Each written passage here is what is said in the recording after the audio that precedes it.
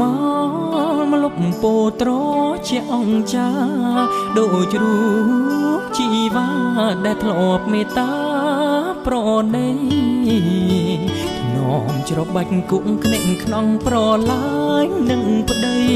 អរគុណធៀបការព្រៃតាថ្លៃបាត់ទៅទីណា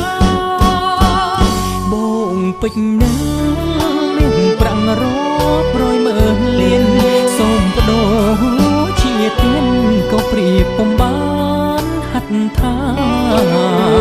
អង្គរឹងធ្លាប់ដេកអមរែកធ្លាប់ដាក់ខលឡាចានឆ្នាំខ្សឹបសួរថាតើស្រង់ជីវ៉ាបាត់ទៅណាហើយអី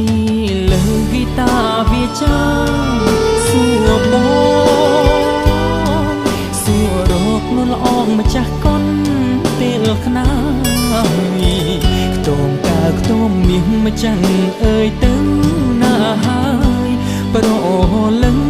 បងអើយបងសានរងងារទំនួញហ្គីតាចោចាប្រាប់ស្របៃលិនស្នេហ៍ដោសូបិនមានឆ្អិនគ្មានក្តីមេត្តាបងយំរាប់ព្រៃស្រីសាជាមួយសង្សារដៃបងអោហ្គីតាជីវ៉ាអបរំគូស្នេហ៍ថ្មី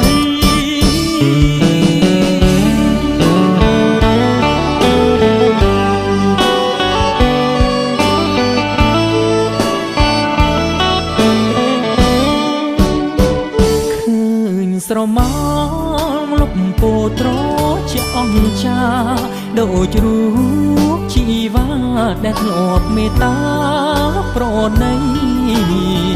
ធ្នមច្របាច់គុំក្នេងខ្នងប្រឡាយនឹងប្តីអរគុណធៀបការព្រៃតាថ្លៃបាត់ទៅទីណាត្បូងពេជ្រណាមានប្រាំងរករយមើលលៀនសូមបដូរជាទៀនក៏ព្រៀបពំបានហាត់ថាអង្គរឹងធ្លាប់ដេកអមរែកធ្លាប់ដាក់ខលឡាចានឆ្នាំខ្សឹបសួរថាតើស្រង់ជីវ៉ាបាត់ទៅណាហើយអីលើហ្គីតាវាចាសួរបងសួររកនួនល្អងម្ចាស់កុនពេលខ្នាយខ្ទមកើខ្ទមមាសម្ចាំងអើយទៅណាហើយប្រលឹងបងអើយបងសានរងងារទំនួញហ្គីតាចោចាប្រាប់ស្របៃលិនស្នេហ៍ដោ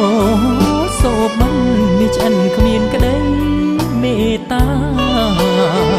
បងយំរាប់ព្រៃស្រីសើជាមួយសង្សារដៃបងអោបឌីតា